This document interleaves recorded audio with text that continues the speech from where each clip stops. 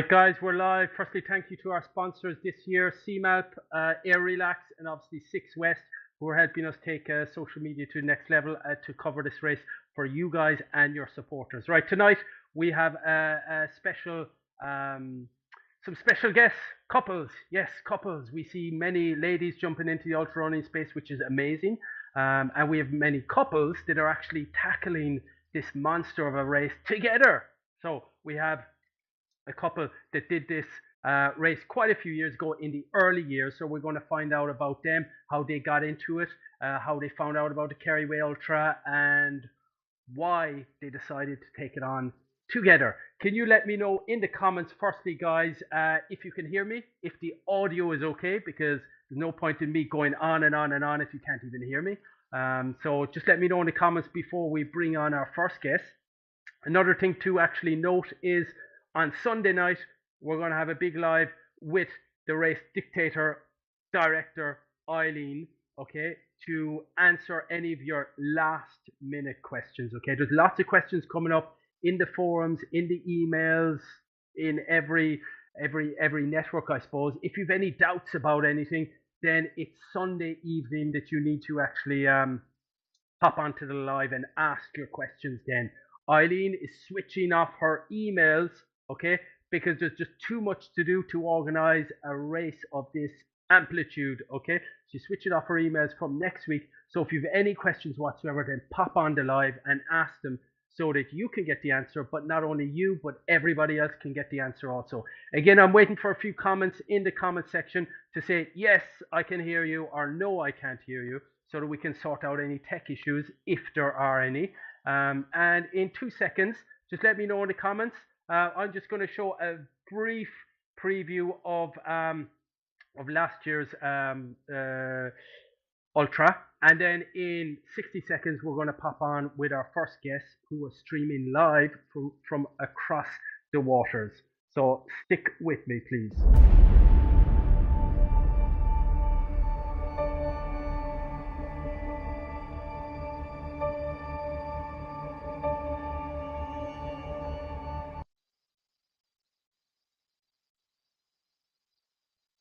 So here's the start of the KERRY Ultra, 120 odd miles, 200 kilometers or so. There's 100 runners now getting ready to head off. How are you feeling? Yeah, all right. Nervous, but yeah, all right. Just waiting for the start of it. They've done months and months of training, so this is the most likely the biggest race of the year for most of these runners. Now there's some pre-race.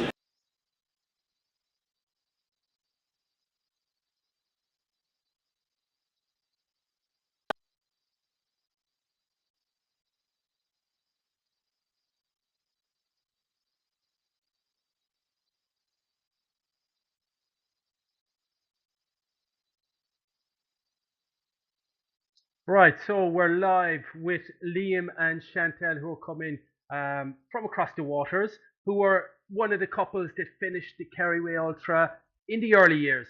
Liam and Chantelle, welcome. Whereabouts are you situated?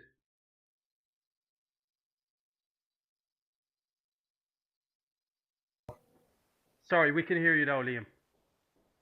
Yeah, so we're based in Northumberland, so north of Newcastle, just near the Scottish borders. So very good. And do you want to tell me how you got into ultra running, both of you, Liam and Chantelle? Was it one because of the other, or did you meet through ultra running and running in general? Well, we were already together for a while. Chantelle was running. I wasn't a runner at all. I was more into kind of hill walking, scrambling, that kind of mountaineering stuff. And I decided, was convinced that running would be a good thing to do. And I always had a thing to do a marathon. I wanted to do a marathon. So we set out following an app to do a marathon, which we went and we trained together for that, following an app. And on race day, Chantelle had a wonderful day, finished exactly according to plan. I hit a nice wall. We split kind of at about 20 miles and I hobbled to the finish, quite unsatisfied. And at that stage, we didn't really know that an ultra was a thing, that it really even existed. And I was trawling through Facebook and I spotted somebody mention the Highland Fling, which is a 53-mile race on the first half of the West Highland Way in Scotland. And Chantelle woke up in the morning and I said, do you want to have a go at this? And she said, oh, yeah, fine. But then at that stage, we went, okay, we've kind of ticked off a few distances here. We've done 5K, half marathon. This will be 50 miles. Let's go for the full suite within 12 months. Yeah. And we went looking for a 100-mile event. And we found the KERRY Way Ultra, which was convenient for me because my parents live in Killarney and my family are based in Killarney. So I have a little bit of local knowledge, allowed us to recce the key sections of the route. So we didn't have some like major navigational disasters. I knew my way through Muckross, for example, like the back of my hand. So I didn't have to worry about those kind of things. So we set off about that. We were very fortunate at the time we got a coach involved. Yeah. So when we went from marathon distance, we knew somebody who was working with a master coach, and we got him. And she had done an ultra at that stage, hadn't she? So she recommended him. Yeah. Yeah. So we started training 6 to 7 days a week together, but 16 hours, 16, 17 hours. Up to about, yeah, but following a triathlon program. Yeah. So we were swimming, bike, run. S&C. Yeah, and a bit of strength and conditioning, yeah. Well, very good. So Chantelle, it was yourself that kind of got Liam into the running. I know I've known Liam since back in school, and he was always into the outdoors. Did it take much of a shove to kind of get him to get out there and buy those trails? No, well, to be honest, we lived out in Germany for a bit, and through lack of speaking German, we started running a bit, didn't we? And we had a hill at the back of our house, which was like a nice kind of 5-10K route. And we started running, and then we actually did the Ring of Kerry cycle, didn't we? So we were then running to help our cycling to do the Ring of Kerry cycle. And then, yeah, it wasn't to spend time in the mountains. It's not hard for Liam. Like if we run, we cover more distance. So that wasn't a hard sell, really, was it? No, and at the time, I moved jobs to when I went out to Germany. That was kind of driven a bit by me, and I switched from a mountaineering brand to a running and cycling brand. So I kind of wanted to get to know the kit, the kit, and the consumer, and what they needed and what they wanted, which gave me a little bit of additional clout in various product team meetings. So one of my highlights actually in the whole time I was with the brands with Gore Running Wear was they had a sponsored athlete at one of their sales launches, talking about events, and this was after we had done the KERRY Way. And they had the typical show of hands in the room, a room of 150 people who've done 5K, who've done 10, who've done a marathon, who's done more. And in the end, I was the only one with a hand up. I had outran the athlete with the 200K. So I was dragged up on stage to talk about the experience and do the whole lot. But it was interesting. It was good fun. Very good, very good. So in the midst of all this, obviously, Chantelle, you've been brought back to KERRY. Liam has brought you back, I suppose, to meet the parents and family, whatever. And you fall in love with KERRY.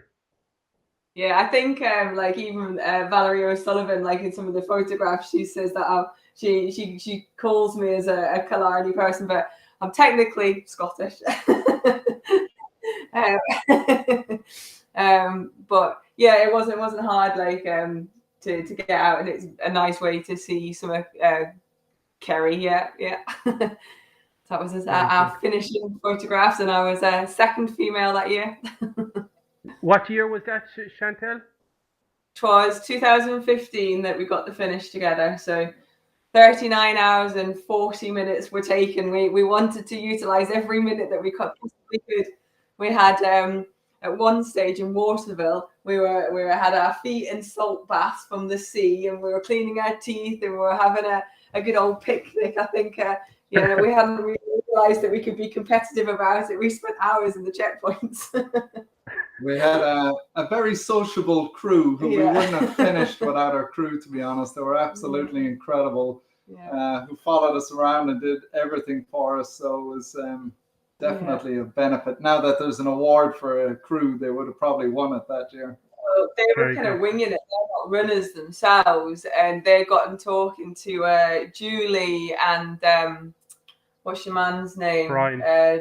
Brian. Yeah. So like they were getting tips from them. So by the time we had gotten into Temple No, some good-willed person had told us that it was only 5k from like the roadhead into Temple No. So we had I had a complete personality failure because it was not 5k, it was more like 15k to get to where he had said 5k.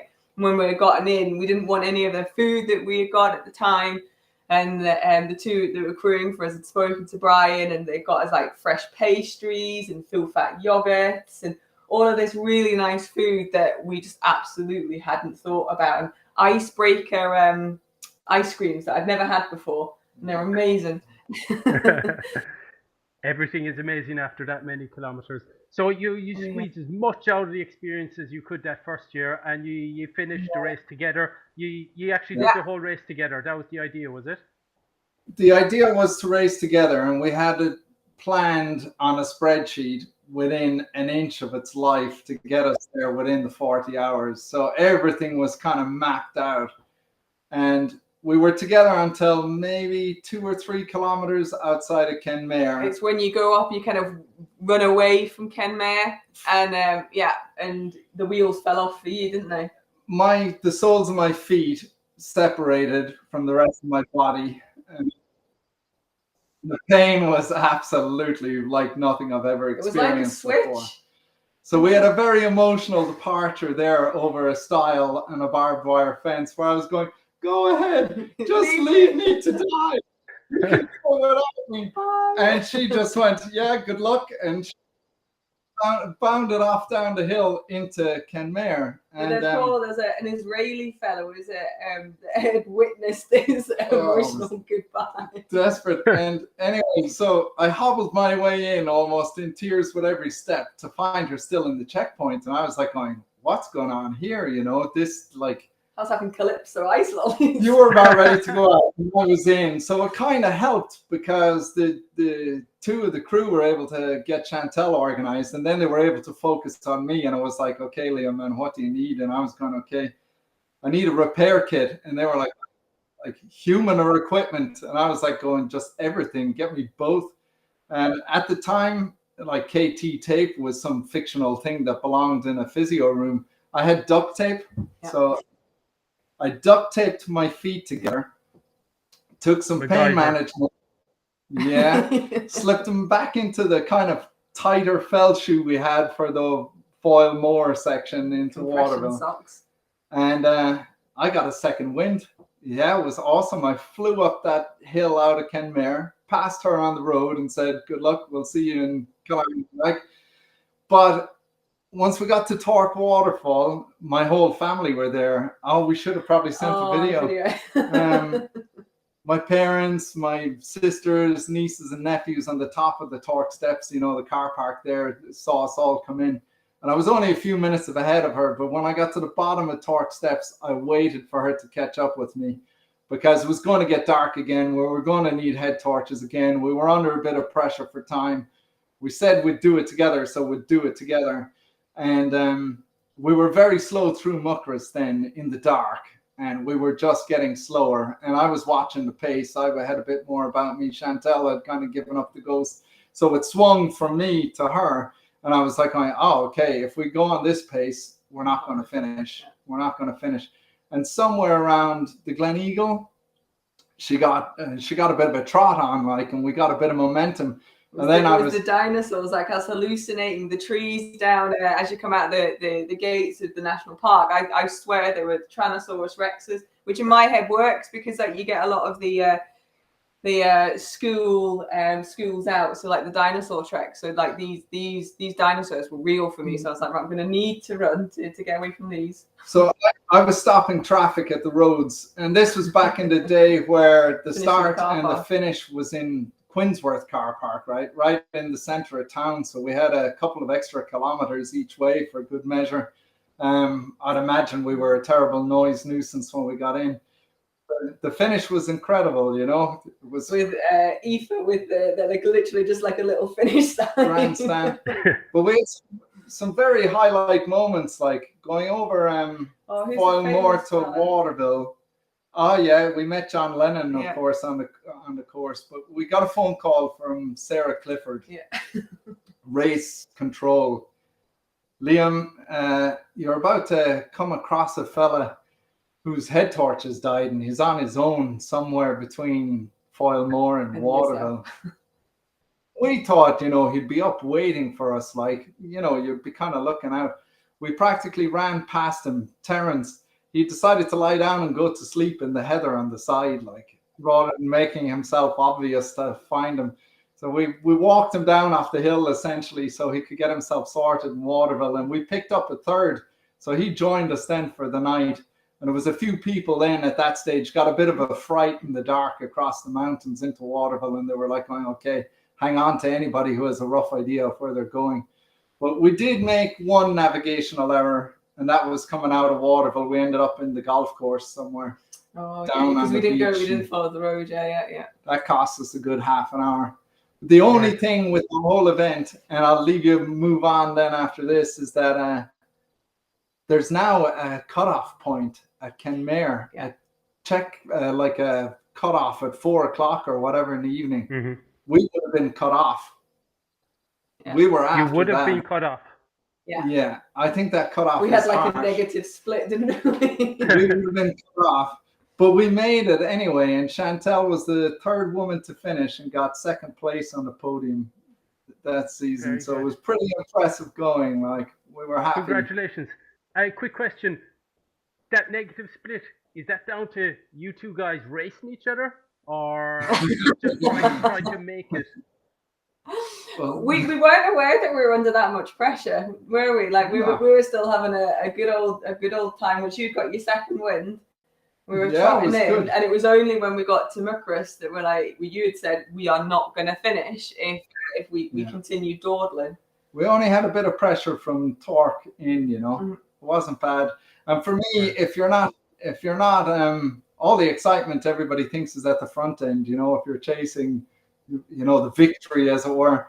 Whereas if you can't be there, the next most exciting place is at the back chasing cutoffs.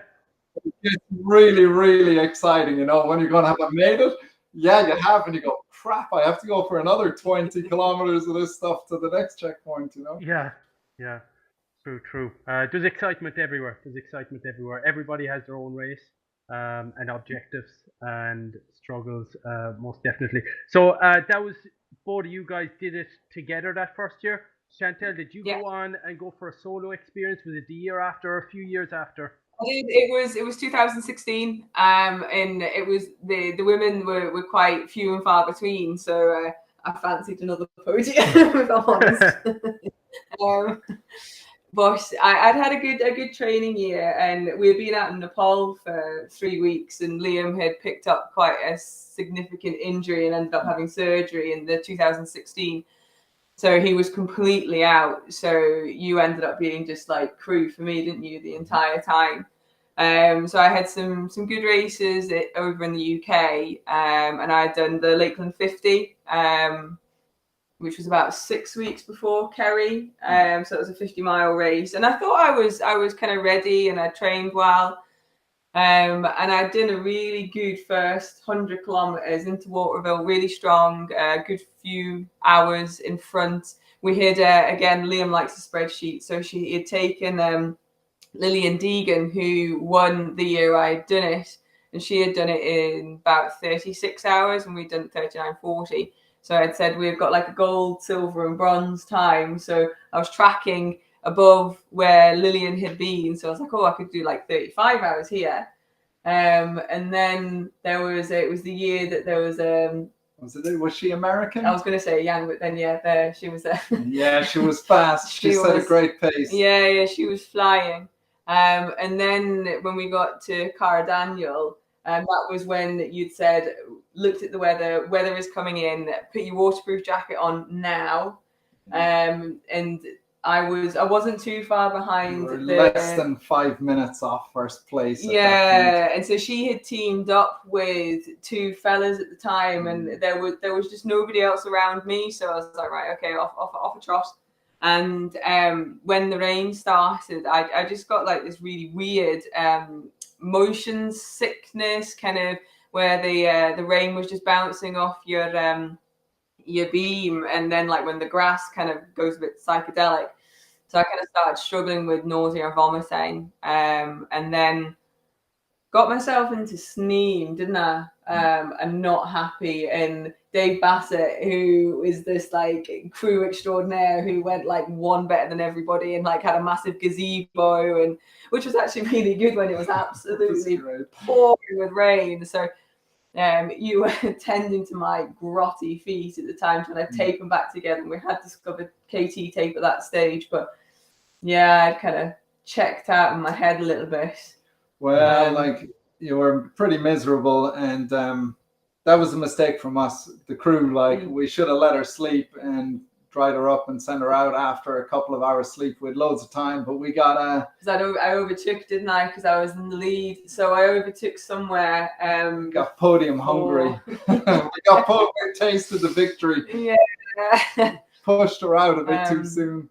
And then I just Blackwater Bridge. I didn't even get as far as Temple. No, I got to Blackwater Bridge, which was like 100-mile point, and the wheels just well and truly came off. And I think you learn a lot from a DNF, and I learned an awful lot from that DNF afterwards, and about feet management, nausea management, and fueling as well, because I'd stopped eating. So since then, discovered Tailwind liquid calories. So at least if you stop eating, you're getting some liquid calories into you. And we've since discovered salt caps as well, which has helped massively. So I went and had like a really good 2017 and did the what's called the Triple Crown in the UK, which is all 3 races on the West Highland Way. So you do the bottom half, the full thing, and then the top half, all within the same season. So did that, which was good.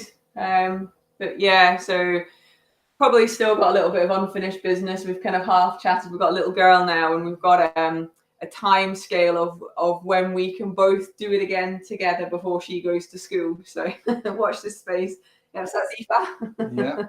Yeah. She did her first race 2 weeks ago. So she did her first, the Lakeland 100 that Liam had a go at 2 weeks ago. They had the Lakeland 1, which is their kids event. So she ran her first mile and got her medal. And she's now sharing it with his daddy didn't get a medal. So, so there was right, you're the odd one out, Liam. Yeah, sometimes the cutoffs win. If you cut it so tight, eventually it gets a bit too exciting that it's a bit anticlimactic at the end. Yeah, but as Chantelle says, sometimes the DNFs we learn a lot more than actually finishing it. Well, that was your first.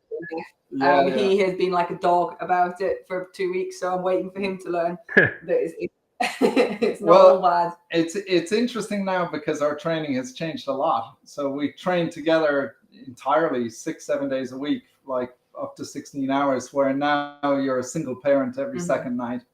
So or you're doing back-to-back. So on a Friday, I'll hit a gym session with a personal trainer for an hour. We change the child over in the car park, and Chantelle goes straight in, takes my place into her strength and conditioning session. And but the child is running. Liam, did you get my schedule at all? We're supposed to discuss this at the end, okay? Yeah, structure with my life. Actually, stick with me, because from one technically Scottish person, we're going to jump on with another technically Scottish person with an Irishman, and just stick with us. We're going to have a chat about how you guys manage your schedules, how you manage to train as a couple in just a few minutes, okay? But before that, I'm just going to show a little clip of, if I can.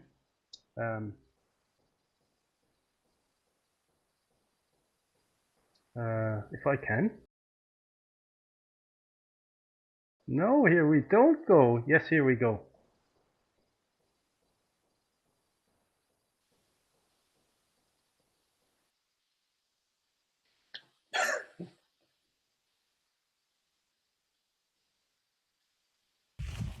Nice to see all the The light's coming on the course now as well. It is. It lifts the spirits. It does. You've been going now for almost 30 hours and you're still smiling and laughing. How'd you do it?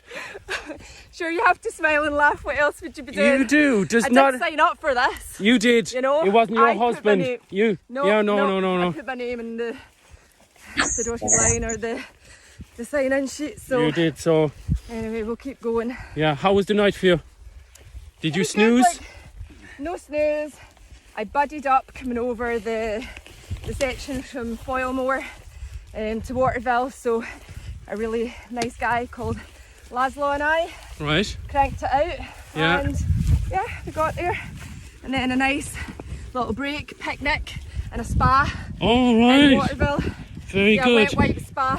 Right. It was really nice. Foot massage? No. Well, not quite. Not quite. Must talk to my crew about that. You weren't treated like your husband to dry needling, were you? Oh, I heard about that. Oh God, yeah, he's women. Yeah. Her name is Aoife. Aoife Fitzgerald, and she overheard and she got him back out. Big time. Running, so that's what we like to see. And the spirit, you know, that he has just to get back out there again. He's a fighter, yeah. Out. He is. He is big time. He is a fighter. And I heard just He's up my there. Hero. He is. I just heard up there. Word came through from Barrydren that the dry needling worked, and he was tearing up the old Kinmare Road. Yeah, that's the thing about ultra running. Team Barry McCann. Big time. That's the thing about ultra running. You can have these dips and these lows. We're tenacious. Tenacious, exactly. That's the word. Anyhow. Work away. I'm going to let you enjoy the rest of the day with these epic Kerry views. Is there anything better than Kerry? No. Quite simply no. And you're living in? Ireland. Where exactly in Ireland are you living? Dublin and Dunleary. Are you living in Dublin? All right, sure, yeah. In Dunleary. Yeah, it's not bad, you know. It's not, and access to the Wicklow Mountains. Yeah, very good. Nice. Yeah. So...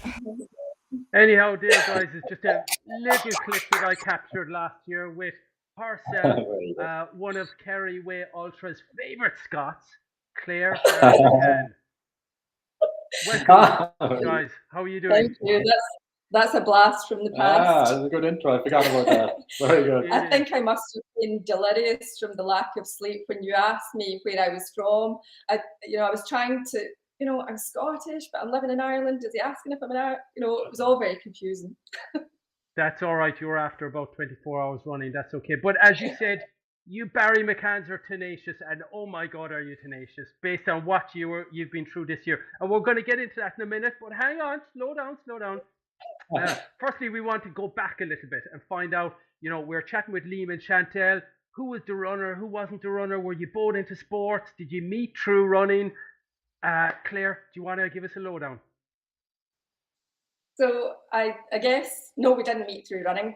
We met whenever I came over to Ireland in 2004 and we were working together. And it wasn't until 2012 that I got into running.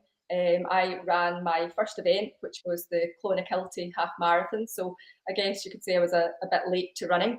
It was in December, the sun was shining, it was a glorious day. I really enjoyed it. We had Irish coffees at the end of the race. Who wouldn't want to do that again? And from there, it just started to get into some adventure races, and Dave was doing the adventure races then. He was doing the Gale Force North. It started off that I was there to support him, and then I thought, I think I'll try a bit of this. And yeah, that was the team. I'd try it and she'd get a taste for it and come along and kick some ass. Very good. So yeah, very good. So Dave, you were always into running, were you? For quite into running, but I would say it probably became competitive around 2010. I remember coming into 2010 and kind of almost like a New Year's resolution, deciding that I had done very little exercise in 2009. But I needed something in 2010, and then I think when you kind of focus your mind on achieving something, these things just appear. So a friend of mine signed up for Gale Force West, which was in August. So that was 8 or 9 months away. I thought I could train for anything in that length of time. Didn't even own a bike at the time, but I signed up for that. That was my first adventure race. But what also happened at the same time is that the company that I started working with down in Cork used to enter these business house races, which I had never run in before. So these 5K, 10K races. And that then started that competitive edge of prior to that, I couldn't have told you what my 5K time was or my 10K time was. But when you start doing these regularly, then you start gaining that knowledge. And then, of course, people start asking you, have you run a marathon? You must have run a marathon. And of course, I hadn't run a marathon. And it wasn't really a monkey on my back, but when people kept asking you, I felt I had to get it off my back. So in 2014, then Claire and I both signed up for the Dublin City Marathon. That's a whole story in its own right. Long story short, I did 3:01 and Claire did 4:01. I was going for 3 hours, she was going for 4 hours. But what was funny about that as well, actually, my dad came over from Scotland for the weekend, and he was there at the finish line waiting on both of us coming in. So, bearing in mind what Dave just said there, Dave's the front of the pack, I'm to the back of the pack. And my dad, after Dave had come in, my dad went over to Dave and said, "Oh, Claire came in just in front of you. You just missed her." You just missed Claire. And Dave's like, I'm sure my dad.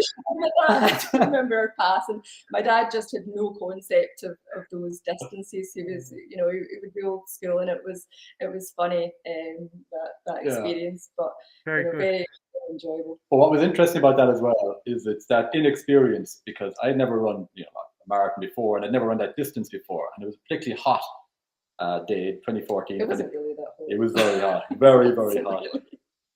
But you've no concept of the fact that you're supposed to be trying to cool yourself down. And I just remember crossing the finish line, and it was like carnage. It was like a war zone. People were just throwing themselves on the side of the road, and I was the very same. And then you start building these things up. Why weren't you pouring any water over your head? You're trying to cool yourself down. Oh yeah, it's a good idea. Never entered my head. Yeah. So it's been a learning process since then, obviously. And since then, you've obviously marathons you do every second weekend. So when did you start getting into kind of the ultra space? A few years later? Yeah. For me, I think I knew in 2018 that I wanted to do some trail running, and for some reason, the bigger the better. So I was going to go straight into the ultras. So in 2018, I made up my mind, and I started running with some guys in the hills around Wicklow, and I signed up for the Slígealtach Mushkri as my first trail ultra. That was in February 2019. And a bit like the marathon, and like everybody says when they first do a bigger race than they're used to, first half went brilliantly. Second half was, I remember looking back at one stage with about 6 miles to go, and I didn't know his name at the time, but Gordon Place was chasing me down, and it's like 6 miles is a very long time when you've already ran about 40 miles, and it's just managed to pip him, but we kind of shook hands at the end, and I said, "Man, you pushed me hard," and he said, "Man, you pushed me hard too." Very good.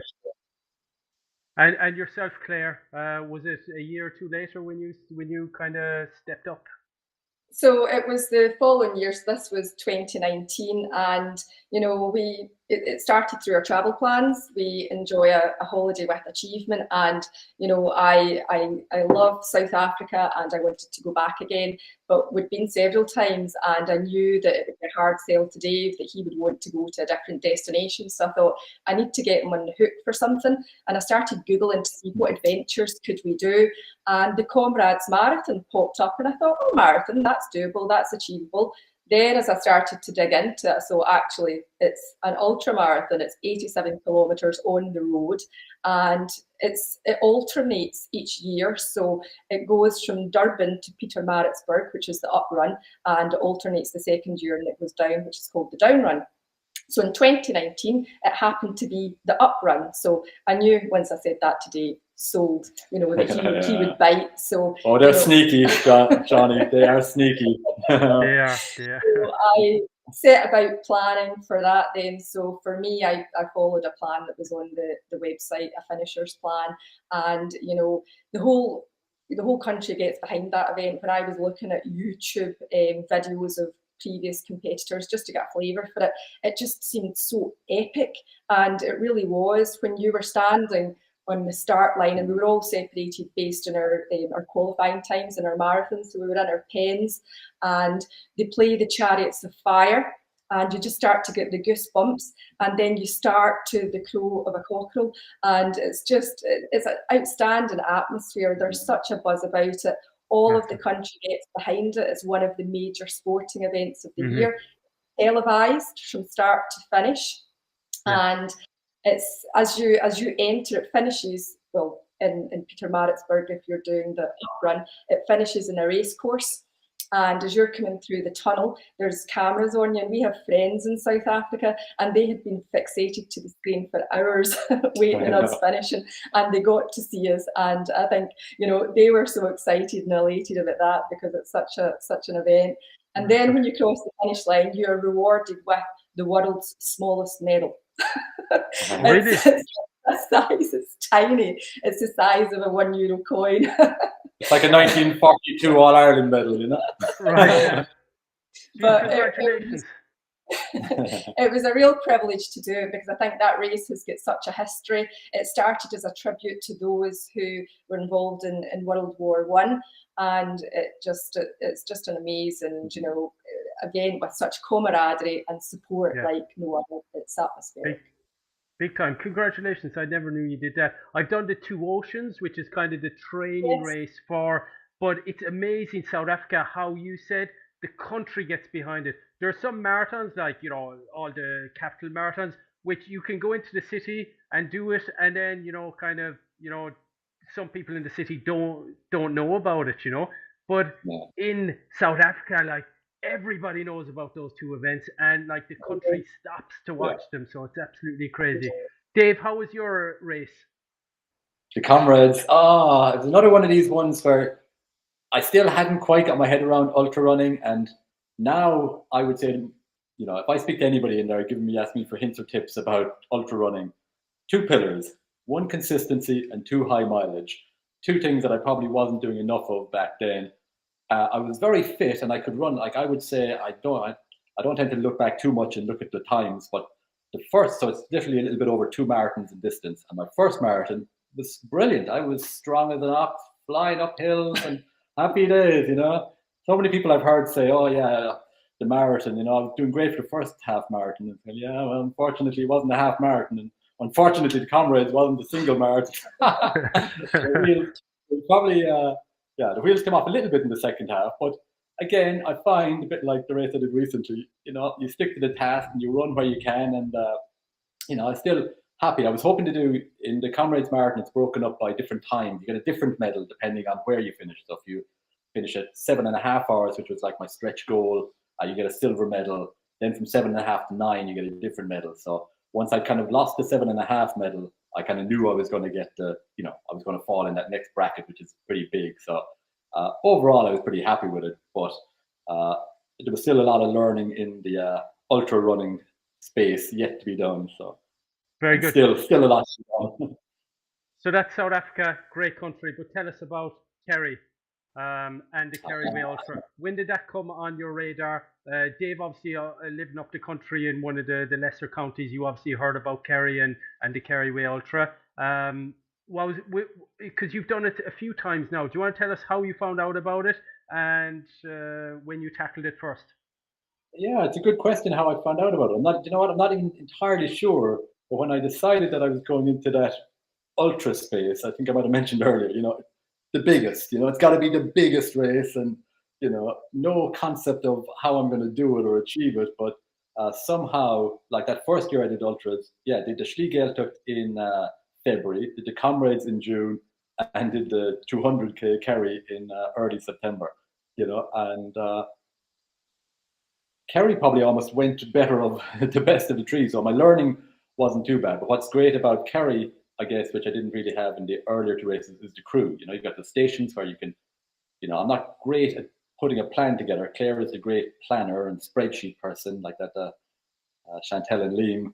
But I tend to turn up and think things are going to work out great. All I need to do is run.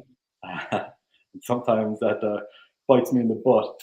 But at least with Claire and Muriel as my crew for KERRY that first year, Claire kind of alluded to it earlier on. And when they were talking about Temple No, I remember, again, you know, first half of KERRY went swimmingly, 2019, happy days. And then probably from, I'm going to say from Cahir Daniel onwards, again, nighttime came, the wheels came off. I remember really anybody who saw me in Temple No would have said I should be pulled off the course. I was cold, shivering, vomiting, just a sorry heap. And I know some people who saw me there, and my sister wanted to just bung me in the back of a car and like they were Liam and Chantelle were saying? So we were good cop, bad cop. So the sister was the good cop, I was the bad cop. So when he got into Temple No and he was being sick and he was, sister was saying, I'll lay out the car seat flat for you, I'll put some blankets on you. I was like, no, he's getting back out. He's getting out of hell. Like, you signed up for this. You've got to go. You want to do it in your time. And if you go into that car, that ain't happening. Back out. And that was it, yeah. And you know what?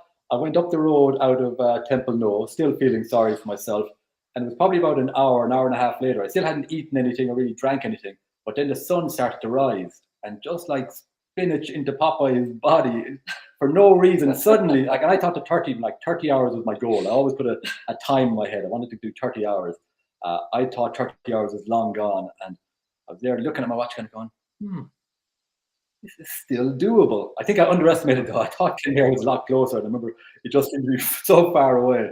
But I remember coming down into Kenmare and people who'd seen me in Temple No was kind of going, is this the same guy? I was flying.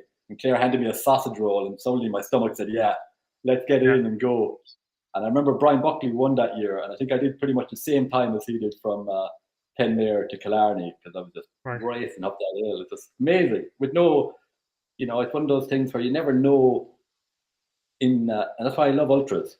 You know for sure you're going to have lows and you're going to have highs. And it's when we were talking earlier about learning so much from DNFs. You don't necessarily need to have a DNF.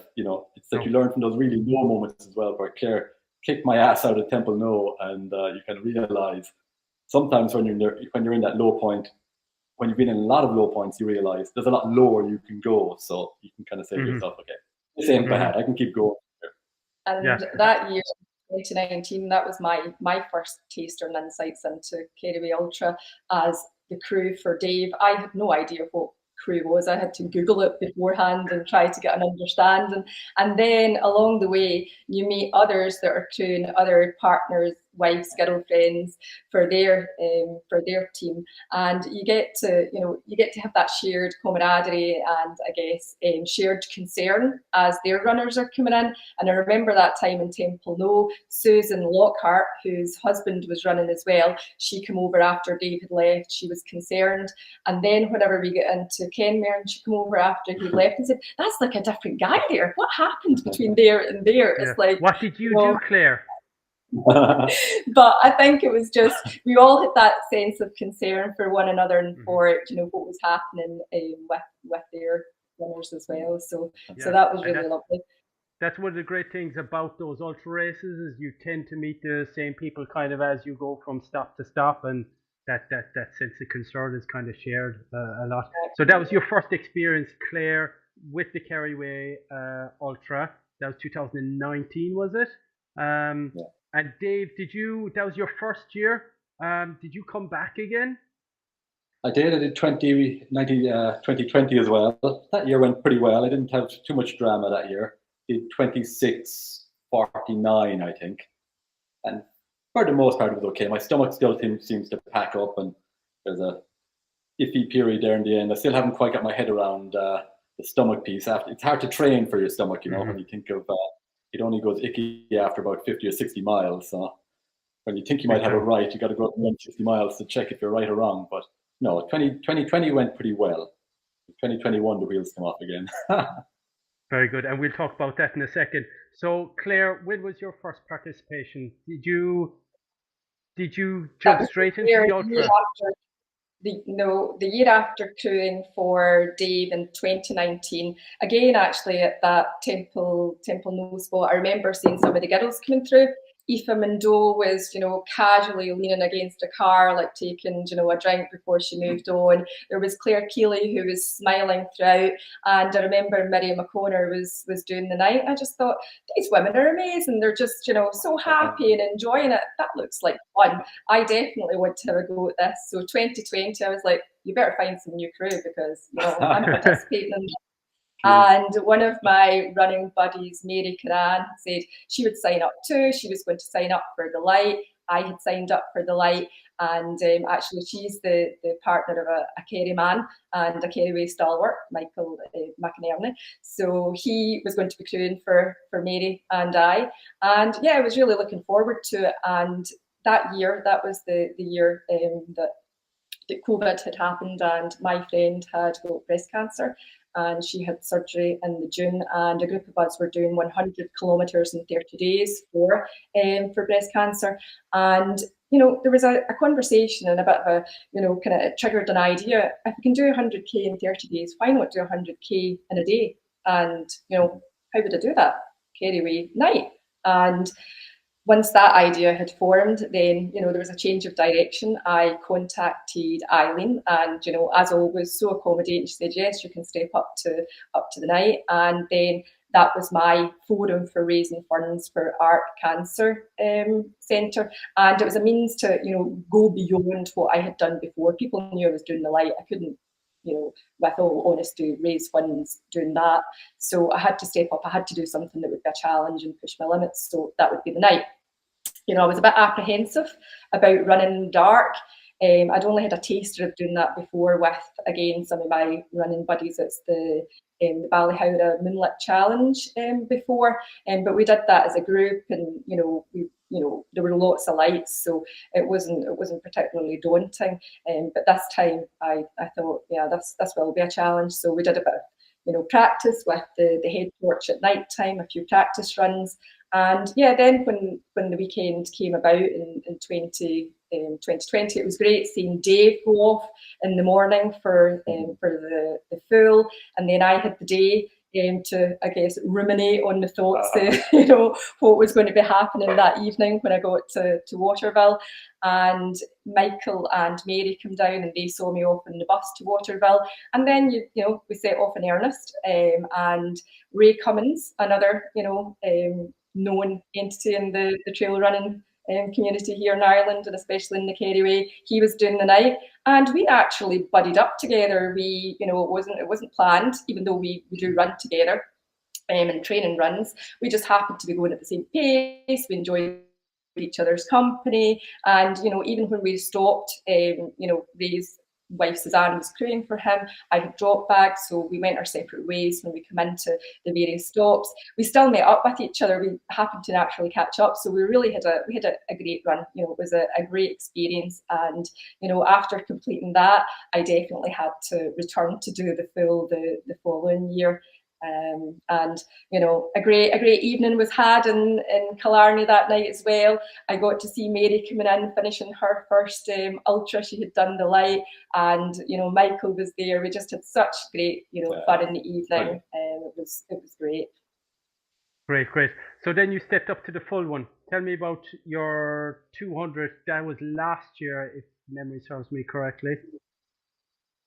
Yes, it was last year. Yeah, so that was a blast from the past. Seeing the video in the introduction there, it's amazing how you actually forget parts of it and jogs the memory. So that was as I was going through the bog from the section between Temple and Kenmare, and I just managed to pick up because I had been very tired during the night. But in terms of my experience leading into the event last year, I was in the fortunate situation that I had more time in my hands. I wasn't travelling with work because of the pandemic. Previously, I travelled a good bit with my job, so that could be restrictive to getting any consistency with the miles. And also, my good friend Paddy had offered to crew for me, and he was absolutely crew extraordinaire. He told me it was a one-time offer as well, so if I didn't avail of it last year, it wouldn't be happening. And so she stole my crew. She stole my crew. She stole my crew.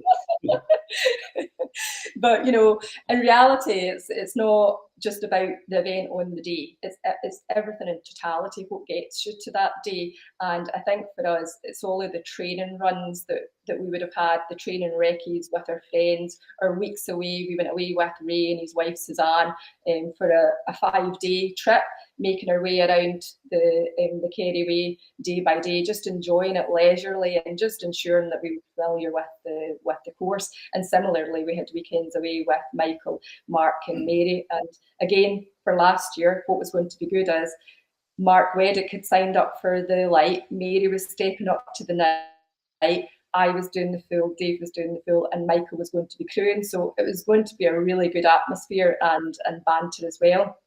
But arriving at the start line for me, I felt really well prepared. I felt confident. I had a target of 35 hours. I thought it was achievable. It wasn't, you know, it wasn't ridiculously, you know, unachievable, and you have to have a target. So that was my plan.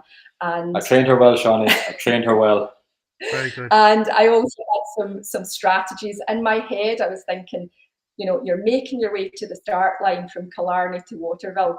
You're not even in a race. You're not even in an event until you get to Waterville. You're just making your way to the start line. So I had to have things in my head rather than thinking about the full distance. You know, that's just, you know, how do you eat an elephant? You know, a chunk at a time. So that was my approach. That's what we said. If you don't get to Waterville, you're not a DNF. You're a DNS. Didn't even start. Very good. Yeah. So it's just about having those mental, you know, I guess tricks up your sleeve, because, you know, clearly you have to physically be able to do it, and I think the body can, but I think the body achieves what the mind believes. So, you know, you definitely need to have that positive approach as you go about it. But actually, talking about a positive approach, I did take a little kind of downturn whenever I was coming through just Glen Bay, and, you know, my phone, even though I had my phone in silent, it started to beep, and it was a new WhatsApp group that had been set up, and I was like, oh, this is really active. And when I checked, I could see sad faces, and I was going, oh my goodness, what's happened? And then Dave is out of the race, and I was like, how can this be? How can Dave be out of the race? Not possible.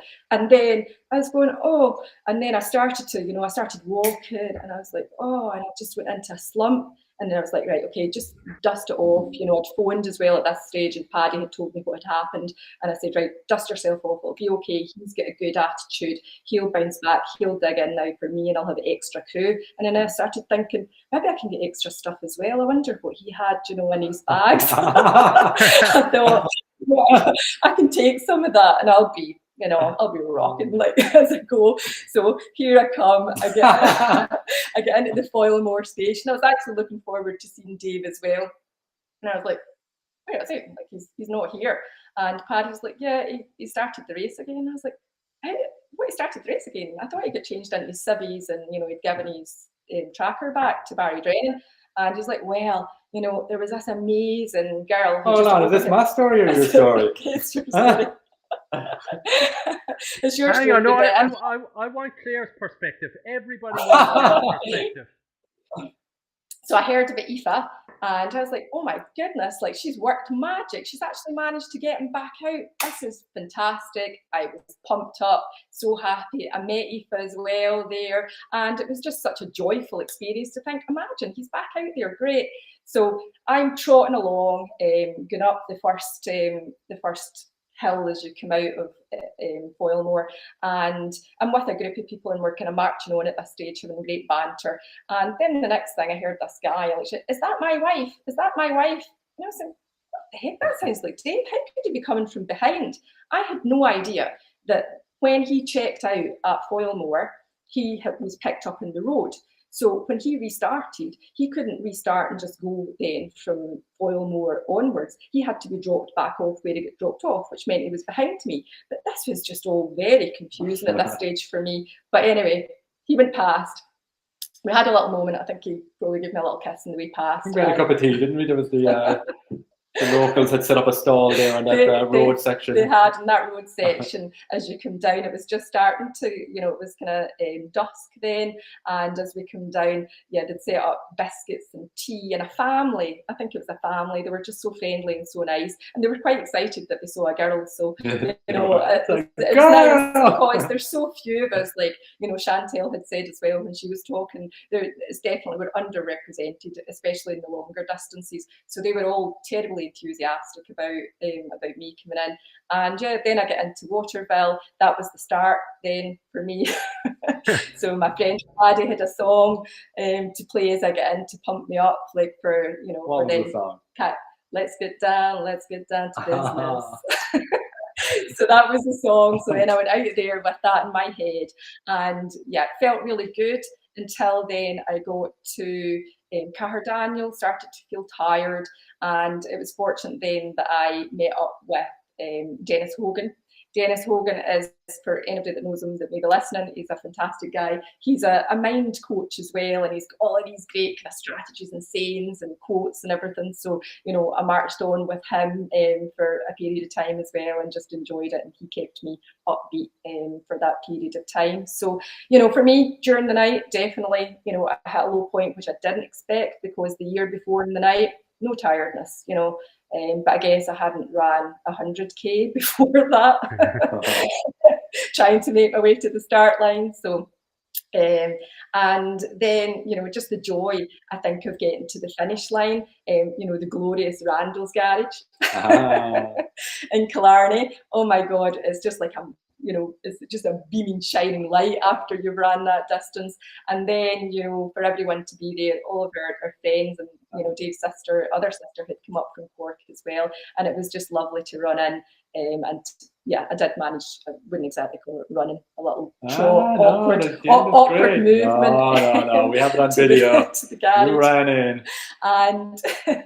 And yeah, I was delighted whenever I finished, and delighted to hear as well that Mark and Mary had such a good day as well. Very good. Congratulations anyhow. And you were smiles the whole way, every time I saw you. We're gonna speak about your smiles in a second, but firstly, Dave, we want your perspective on the whole needle incident. I mean, it's been well documented. There's videos on Facebook. So if you want to very briefly give us a lowdown on what Aoife did for you and how she pulled you out of. Get me out of Foilmore. Do you know what? It was just so amazing, the sequence of events that took place, because you couldn't write it in one sense. Because my goal last year was sub 25 hours. Felt I was in shape for that. All was going well up to Glencar, and you know, I've always got a theory as well, Claire will tell you. So what happened? I changed my shoes and socks in Glencar, and coming out of Glencar, just felt a very slight twinge and a muscle in my quad. Nothing to worry about at that stage, but I was kind of conscious that that's not normal. Hopefully it's not going to come to anything. Ran on to Glenbeigh, you know, it was still there and maybe getting slightly worse. Out of Glenbeigh onto Foilmore, and before I ever got to Foilmore, it just ground me to a halt, and I said, I do not have to pull out of this race. And of course I hadn't got to Waterville, so technically I hadn't even started the race yet. I didn't want to be a DNS. So I was out on the road here trying to do anything I could, stretching and massaging myself and all sorts of things, and nothing was working anyway. And oh no, I had to make the dreaded call to my sister, who was my crew, to, my race is over, come pick me up, disaster. And I went back to her, so she drove me then, so to Claire's point, she drove me around to Foilmore. And you can imagine what was happening then in the WhatsApp groups, because they could just see Dave moving too fast, way too fast to be running. So they were like, what the heck? How can this be going? This dot moving like this. And in fairness to the Kerry Way eyes that keep an eyes on the dots as well, Muriel, even as we were driving, got a phone call going, "Oi, what's up with Dave here? He's moving too fast." So she brought me around to Foilmore. I didn't want to be sitting like a sorry lump in my race gear there, so I immediately, all my race gear off, all my skis on, my tracker returned to Barry Drennan, contacts out, glasses on, the whole 9 yards. And I was sitting there then in a deck chair and just, you know, watching runners come through. And I would never have gone there, of course, if Claire wasn't also in the race. So this is one of the things that kind of was a bit unusual. Really? I didn't even consider that. No, if I was in the race on my own, I'd probably have gone back to a hotel, or, you know, why would I sit in Foilmore when my race is over? Well, I guess you'd still have to go back there to drop off the tracker and everything, right? Anyway, that discussion didn't happen. We'll have talked about this before. But the next real we thing have a that cut-off time at midnight, guys, so I don't know. All right. But the next real thing was, I obviously parked our car right beside Aoife. One of the guys volunteered in Foilmore was going past and going, "Hey, what happened to you? I thought you were in the race." I just mentioned to him, muscle in my quad just stopped my race. Aoife overhears, sitting in her deck chair waiting for her man to come through. Does a little massage, no good. And I said, nah, it's not going to work. I tried a little run around the car park there. I said, nah. Next thing she pulls out, "Do you mind if I try a bit of dry needling on your leg?" And, really? Here in the car park? This is unreal that somebody like this would have this level of kit and ability. And sure enough, she went to work, stuck 3 needles in my leg, let them do their thing for 10 or 12 minutes, and I would give another little trot. And I said, "You know what? I think we could give this a go. So back pleading to Barry Drennan for my tracker again to allow me to go back in the race. And I'd seen my name go from, say, green to black, retired on the thing, and then go back to green. Okay. Like Mr. Miyagi, we're back in the race here. So. And like Claire said as well, driven back around then, and then I get to run back into Foilmore as an actual competitor. And the rest, as they say, is history. But we thank Aoife so much for, very much, for how she went to work in there. Still stand, no DNF. Very good. One of the great Kerry stories. Very good. So actually this year we have message coming up here. The Claire and Mary Kay will be marshalling in Waterville this year. So it's guaranteed to be a very enthusiastic crew stop. Yay! That's a classic Waterville. You know. Yes, indeed. So you'll be at the start line for the ultra. So you will. Well, not this year. No, I'm speaking. Claire will be there starting people in the ultra. Once they get to the 100K, you'll be telling them now you're ready. Oh yes, good man. Oh, you catch on. I like it. Good man. Right. Anyhow, I have some photos. That we need to check out. Right, of you two guys. I have never seen so many smiley photos in all my life, and these photos are absolutely amazing. Do you want to talk me through your recent experience in the Cape Rat? Is that how you pronounce it? Yes, exactly. that's it. So I guess the Cape Wrath in a nutshell, you know, I would describe it as, you know, mountains, midges, madness, and absolute magnificence. You know, it's the first I'd heard about the event was back in 2020 when we were all locked down and our movements were restricted, and a running buddy, Mark McInerney, had sent on in a group WhatsApp, he'd sent on a YouTube clip of it, and I was mesmerised. I had not heard about Scotland's expedition race, 400 kilometres, 11,000 metres of ascent over 8 days. How could you say no to that? You know, it would pass through formidable and rugged landscapes, and I guess look at this one, you know, through real wilderness, towering mountains on either side. So I guess the first why would be to go back to my motherland. You know, I've never had a longing to go back to Scotland as much as what I did during the pandemic. And then the second why, I guess, is a break from the day-to-day, being outside your comfort zone in a way that's different to a single stage race, you know, really to push your limits. And, you know, I guess it would entail engaging in a different skill set and logistics. So I was really up for it. And, you know, needless to say, Dave likes the adventure, and, you know, he was definitely going to come along as well. So, you know, for me, though, the planning wasn't to my usual standards. I started a new job Q4 last year, and it's been full on since. So when it came time to travel back to Scotland, it was May of this year. You know, I was concerned and worried in a way that I wouldn't normally be, especially when I saw on the website, the event website, that, you know, you need to follow the 6 Ps, right? Proper preparation prevents piss poor performance. And once I read that, I thought, well, you know, I am underprepared, but, you know, dust that off. You're not at your physical best, but you do have a strong mind. I'm definitely tenacious. I'm referred to as Tenacious C in our group. I've definitely got grit, and I'm fairly stubborn, you know, as well. So I knew that I could call in that, and I could definitely... Stubborn? Really? I know that I could do it. You know, I dusted that off. We made it back to Scotland, and then that's when the next set of worries started, because the weather was horrendous. You can see in some of those photos, it doesn't even do it justice. That, you know, we were wrapped up. I was like a Navy SEAL in that one, when I'm all dressed in black.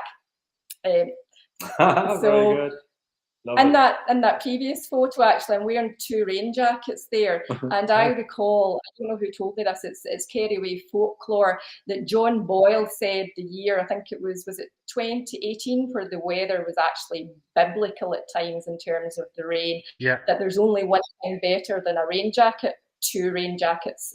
So I actually took that advice, so thank you, John, if you're listening. And I took 2 rain jackets to Scotland with me. So, you know, the day the race started, we met other Irish Just a call out to Irene Finnegan, who's also doing Kerry Way this year. You know, she did a phenomenal race.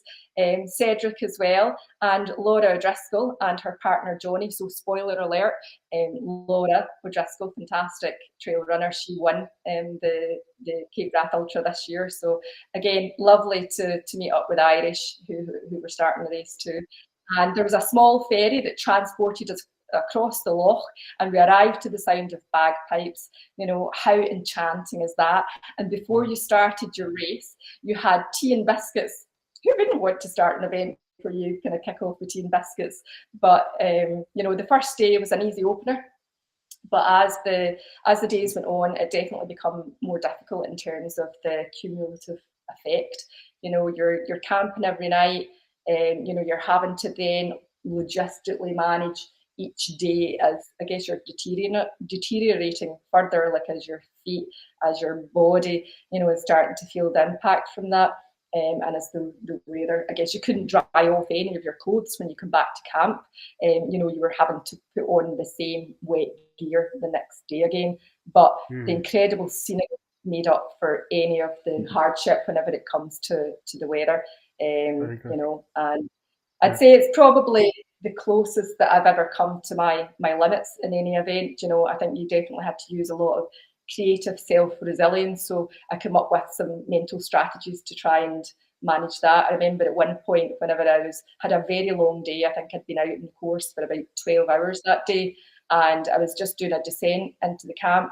And I had stayed dry for the previous 30 minutes, so I was quite happy with that. And then a rain cloud just went above my head, and I had that emotion, the first time I've ever wanted to cry with frustration, and I started to try and trigger myself out of it, and a song came into my head, Big Girls Don't Cry, and it was in full Technicolor, and I could imagine dancing to it and saying, Big Girls Don't Cry. So I think all of those strategies would help to keep you going whenever the days are tough and long. Big time, very good. Dave. I'm fighting cut-offs. As they're coming into the tent that night, I remember. Flashback. Very good. Yeah, we have a message. Irene is watching live. She said, yeah, it was an incredible journey to share with you guys. So very good. What we're going to do is we're going to bring, there's Irene Finnegan, who is down again this year to the Kerry Way, who was one of, again, the great stories in the Kerry Way Ultra last year. Meeting her at Kinmare and having seen her struggles and her overcoming those struggles and finishing, which was pretty amazing. So we look forward to seeing you down in Kerry again, Irene, this year. So we're going to bring Liam and Chantelle on again. We're going to just have a little chat about, you know, couples and managing training, managing life, I suppose, as ultra running couples. Liam and Chantelle, do you want to give me a little, you know, a little bit of background on what you'd suggest? You know, as you said before, Liam, you guys used to train together, but now as you have a little one, you need to kind of adapt. How to new people getting into the ultra running space, you know, what you need to do as a couple, sort of both of you kind of get the most out of your relationship and ultra running. Excuse me. We need to put on your microphone. There we go. So Liam, like I'm a morning person, so I'm happy to get up bright and early. Liam is not a morning person at all. So it works quite well. Aoife is like himself, so they can have a chilled out morning, and I'll train in the morning, and then we'll do a handover and do an afternoon training, won't you? There's a few different things, right, that are useful, because we're no longer able to run the same events at the same time. So when you're staggering events, that we're doing different events, so one can recommend events to the other, but it just means that our peak training isn't clashing with each other anymore. So they're kind of staggered. So somebody's in taper while somebody else is kind of preparing for the next event type thing. And we do, Chantelle has always been pretty good at building training into her commute. Like, I hate the concept of commuting to work, or like running to work to me would be just a horror show. Like, I want to get there fresh and ready to actually face the working day, and then when I come home, I'll get ready and go out. Whereas Chantelle will actually run to work, cycle to work, run home or whatever. So she can build it in, and then her training is done, and then I'm happy to go out later in the evening and kind of grind it out, as it were, when the day is done, as a switch off more than anything else. Right. So we mix it up. We kind of manage over the week like 12 training sessions between the two of us over the 7 days. So we're doubling up, and somebody will go straight after work, somebody will go after Aoife goes to bed, and try and manage it. And sometimes she'll come with us. She was great in the running buggy for a while at the start. So any recovering runs, she would be in the buggy. And we used to use it as a resistance training, where 1 kilometer on, 1K off, would swap the buggy with some hills, which was really good for a while. But now it's difficult to get her to stay in the buggy. She wants to run too. She wants to run with you. Very good. Which is good for a warm up too, though. Yeah. So we mix it up, and it's all a bit varied. But it is very possible, definitely, to get back. It took Chantelle, I suppose, a little bit of time after having Aoife, 1, to have the desire to get back, and 2, to get the core strength. Actually, run long to distance. kind of increase the distance a little bit. So there's a little bit of kind of manipulating the situation and managing it a little bit, kind of very good, persevering with it. And it helps if your partner is supportive. You know what I mean? If you both want to do the same thing, as they say, couples who train together stay together, isn't it? With these kind of things. Don't laugh too loud. I thought you might like that one. You can use it. Yeah, but I think just on that point, like I mentioned earlier, if you want to be a good ultra runner, you got to do a lot of running. And the amount of running we do is, we normalize it within our own community. But really, it's a lot of running compared to people who do, less running. And therefore, having a partner who is interested in the same thing can kind of, they get the fact that, if you're going to do a 100-mile race, you need to go out and do a lot of running. And therefore, you get that. You wouldn't be washing the windows. You wouldn't be doing the washing. You wouldn't be doing the hoovering. Until the race is done. Then you'll be doing all of it. When do you do it? I think for me, there's a funny thing. It depends on the distance. Up to 50 miles seems to be really manageable. Nice You get a really nice day out, and you're home early enough to have a social evening, and you can turn it into a camping weekend, even with the child, and have great fun. Once you get into 100 miles, and the child asks you to carry her up the stairs after, that's pretty difficult. Training. Yeah, that's really difficult. So, and I think that's the hard part. And then the time demands, as you say, is really, really high, to try and get the mileage in. I was impressed when you said how you would tag team in and out for, a day if you were going to the gym. I think that's amazing how you can coordinate that. Aoife, she's got the 1.25 weights, and so she understands power now, and she goes and has a swap and plays with the gym dog on the way in, doesn't she? Yeah. I'm going to live all my future successes through my child, I'd say. I've heard to be successful. Claire and Dave, how do you guys said you kind of train a lot together? Is it kind of in the same social group? Do you train together, or do you kind of mix things up depending on your professional schedule? I would say we mix things up. I think really one of the things where Claire helped my running is when I started running back in 2010, 2011, 2012, I didn't really, you go out and you run almost like a child. You're always running flat out. You don't know that you should be mixing it up. And then when Claire signed up for the Gale Force event and we started doing a little bit of running together, it slowed my running down. You're kind of wondering, is this going to impact me, negatively, when in reality it impacts you positively. We do few runs together in terms of training. I would say we don't train together when we're planning an event, or if we do, an example would be when we were training last year for KERRY, we would do a leapfrog type approach where, for instance, Dave would run from Killarney to Glencar.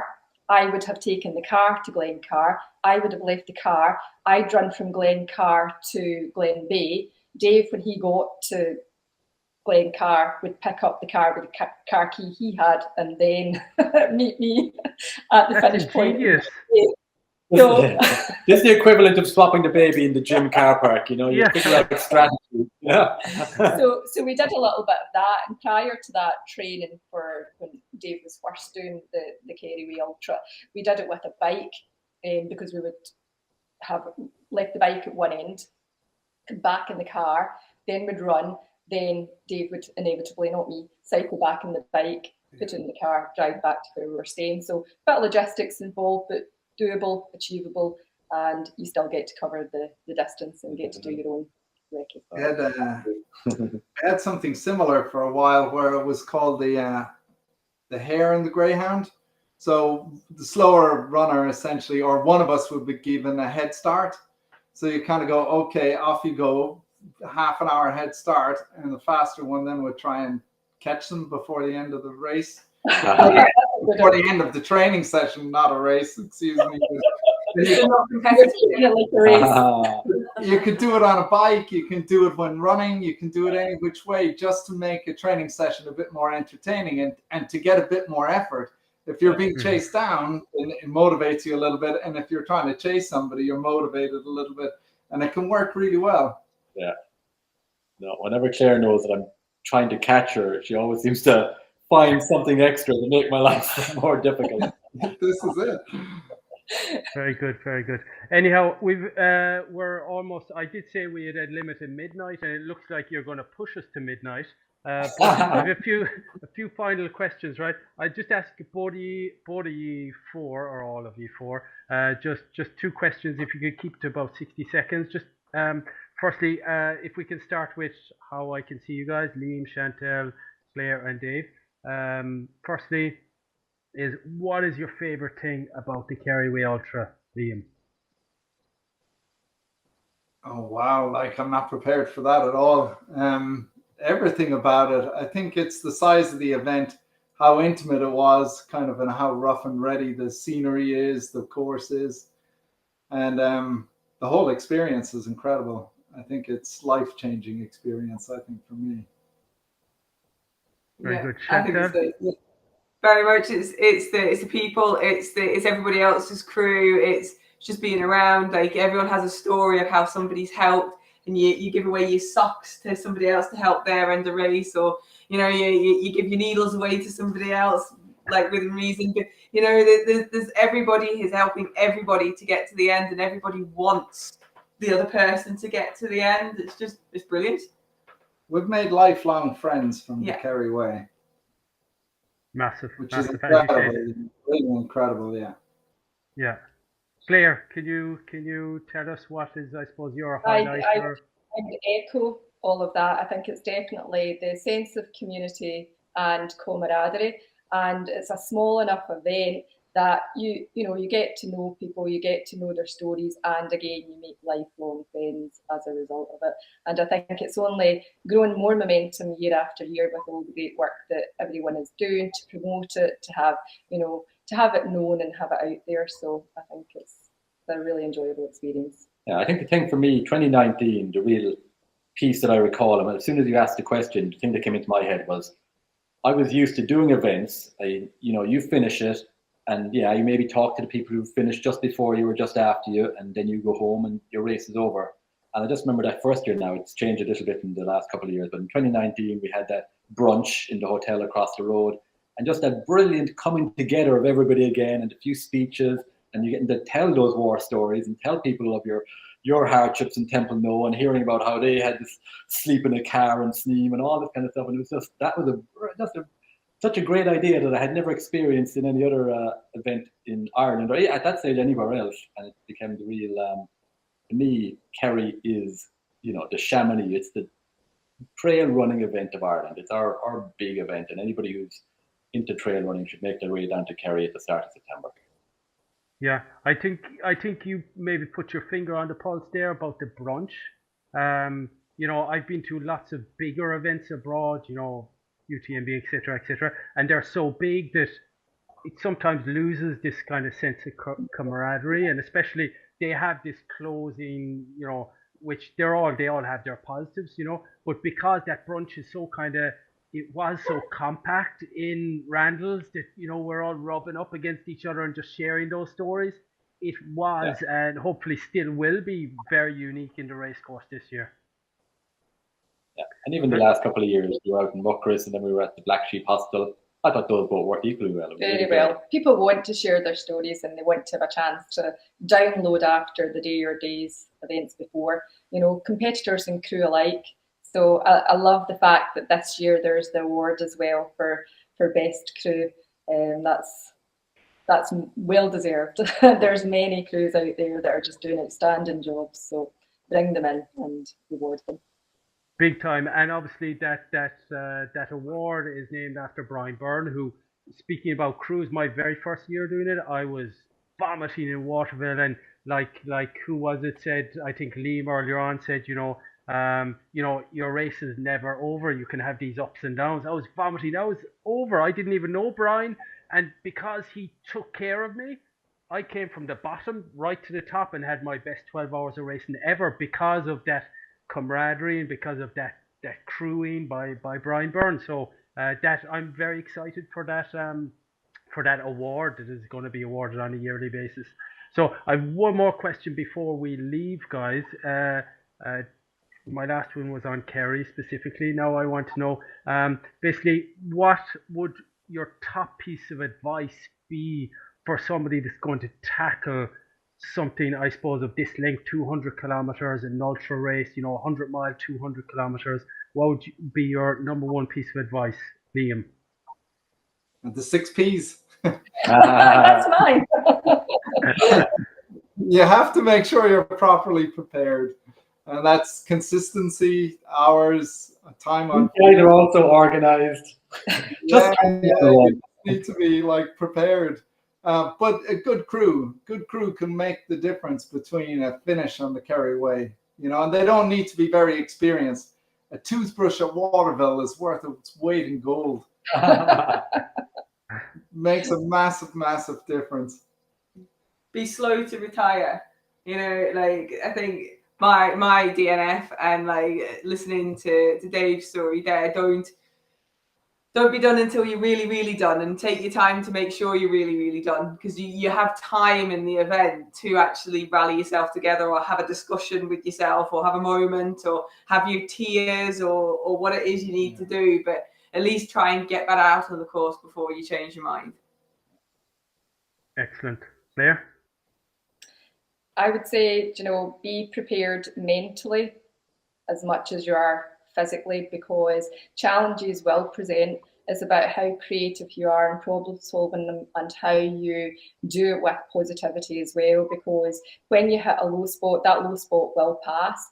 So it's having some tricks and, you know, up your sleeve to be able just to trigger yourself out of that and move on. And I think it's preparing mentally for that.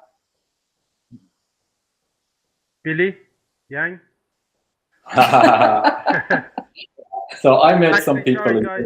Billy Yang, I'm referring to Dave as Billy Yang, because he has created a YouTube channel and he's documenting lots of his races, which are really, really amazing. So the link is actually in the description below. Go and follow him and support him and follow his journey. So Dave, tell us, you know, your top tips. Yeah, but yeah, and Chantelle hit the nail on the head. I met some people in Cape Rat who said they pulled out of the race because they were exhausted. Yeah, that's normal in an ultra. You're going to get exhausted.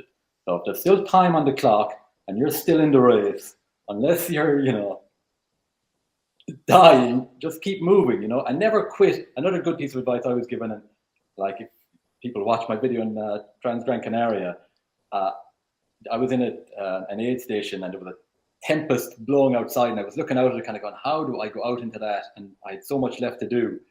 But don't quit inside in the aid station because it's too comfortable. You just, once I got out and started moving, then it was almost easier for me to try and get to the next aid station than rather go back to that one. So just, and maybe that's the rule. For anybody who's maybe starting off in KERRY this year, the rule is you can't quit at a crew stop. You got to go 1 mile beyond it. If you think you want to quit, you got to go out 1 mile. And if you still want to quit, and if the world is falling in around you and your race is over, then sure, you can do it. But I would say it's amazing. And you said it there a couple of minutes ago. There are so many highs and lows in an ultra, and that's why I started filming them as well, because I think that they're so amazing. Just keep going. It's amazing. You'll hit another high. I couldn't believe it when I left Temple Nove, when the spinach came back into my mouth and I had the strength to carry on to Killarney. So keep going. Big time. Good points there. And that's, you know, I reflect on when I was in Kinmare where I met Irene last year, where she had experienced, she was, I think, almost on the verge of pulling out, and she got through it. I mean, I know Aoife Mundo was there last year, and she was saying to people, hang on, you want to pull out now, okay? You got to go and spend a whole year training, okay? And then go and run 150 kilometers to get to this point. You back down here, exactly. You still have what it takes to actually finish it. You just need to get your ass off that chair and get up that hill, you know? The body achieves what the mind believes. Sorry, mind games. The body achieves what the mind believes. You've got to believe it. Yeah. But the effort that you said to get back to this point again, like how much training and time and investment, and so much could go wrong the second time around. So just, you're here now, you're in the game, there's time on the clock, get your ass moving, buddy boy. Yeah. And as you know, we've all reflected on this, you have those down times, you know, you obviously want to hand in your number, just start walking. Even if it's walking, you know, get out of the aid station, go a kilometer, 2 kilometers, things will and can pick up. And you could be racing up that hill like you were, Dave, and it has happened to me many times. And then after that, you're saying, what the hell? I mean, like, I'm racing the race of my life now. It could be 30 minutes down the road, you know. So again, that's great advice. Don't give up until the time barrier catches you up and we have a marshal pulling you out of the race. So if there's any people, I know Claire, you're marshalling this year, and there's lots of other people, I'm sure you're going to be there saying, you're not giving up. You're not giving up. Get up that road there. No way. Waterville is the start line. So I'll just be setting people off, waving them on. Yeah. Hard love. Very good. Anyhow, guys, thank you very much. We're on almost an hour and a half, which is amazing, and so many value bombs there for couples or for ultra runners, new or experienced. Thank you very much for joining us, and we'll see Dave and Claire this year in Kerry. Liam and Chantelle, when will you be back? What year is it? You probably have 2024. Yeah, well, 2023, you've got your race plans. I've got some race plans. 2023, so 2024. Watch this space. 24 it is. Okay, thank you guys. Good night, everybody. Good luck, everyone, this year. Cheers, guys. Joy. Yeah. And again, guys, Sunday, we're going to have a session with Eileen to answer your last questions before race day. If you have any questions, logistics, race, anything, pop on and drop them in the comments and we will chat to you on Sunday. The time we'll drop in the group and on the page, probably be about 6 or 7 o'clock on Sunday.